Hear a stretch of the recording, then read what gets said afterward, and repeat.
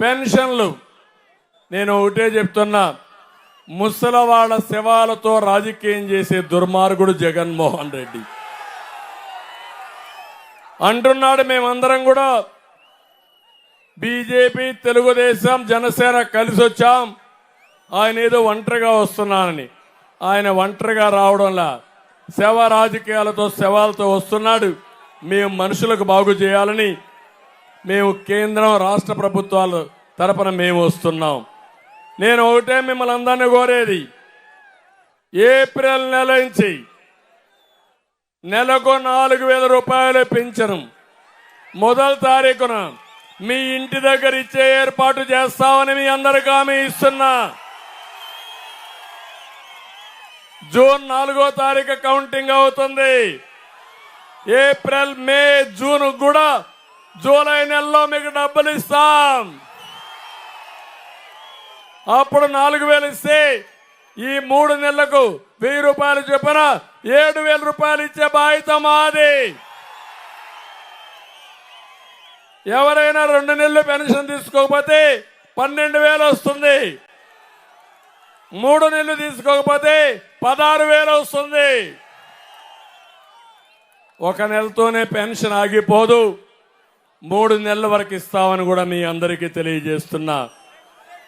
ఇంకో పక్క నేను ఒకటే చెప్తున్నా, సంపద సృష్టించడం తెలిసిన పార్టీ తెలుగుదేశం పార్టీ. ఈ దుర్మార్గుడు చేసే పని 100 రూపాయలు ఇచ్చి 10 రూపాయలు ఇచ్చి 100 రూపాయలు జలగమారుగా లాగేస్తున్నాడు.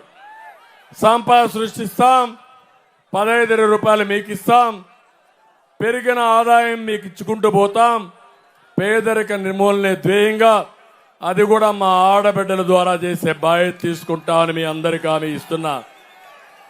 ఇక్కడ మీరు ఒకసారి చూస్తే ఎన్ని పన్నులు వేశారో మీరు ఒక్కసారి ఆలోచించండి. ఆర్టీసీ రేట్లు పెరిగాయా లేదా? నిత్యావసర వస్తువుల ధరలు పెరిగాయా లేదా? కరెంటు ఛార్జీలు పెరిగాయా లేదా? ఎక్కడ చూసినా వృత్తి పన్ను వచ్చిందా లేదా? పన్నులే పన్నులు. దీనివల్ల నిత్యావసర వస్తువుల ధరలు పెరిగిపోయినాయి. ఇక్కడుండే ఆటోమొబైల్ ఇండస్ట్రీ కూడా హామీ ఇస్తున్నా, తొందరలోనే ఎలక్షన్ మేనిఫెస్టో పెడతాం. అన్ని విషయాలు ఇక్కడ చెప్పలేకపోతున్నాం. మీ అందరికీ రాబోయే రోజులు చెప్పి ఏం చేస్తామని చెప్పి కూడా నేను మీకు తెలియజేస్తున్నా. పెట్టుబడులు సాధిస్తాం, పరిశ్రమలు వస్తాయి, ప్రతి ఎకరాకు నీళ్లు ఇస్తాం, పంటలు పండిస్తాం, మీ ఆదాయాన్ని పెంచుతాం, ప్రభుత్వానికి కూడా ఆదాయం పెరిగే విధంగా కార్యక్రమాలు చేస్తాం. ఒకటే హామీ ఇస్తున్నా, రోడ్లన్నీ కూడా రిపేర్ చేసే బాధ్యత మాది. గుంతలు లేని రోడ్లకు మళ్ళా వైభవం తీసుకొచ్చే బాధ్యత మేము తీసుకుంటామని మీ అందరికీ హామీ ఇస్తున్నా.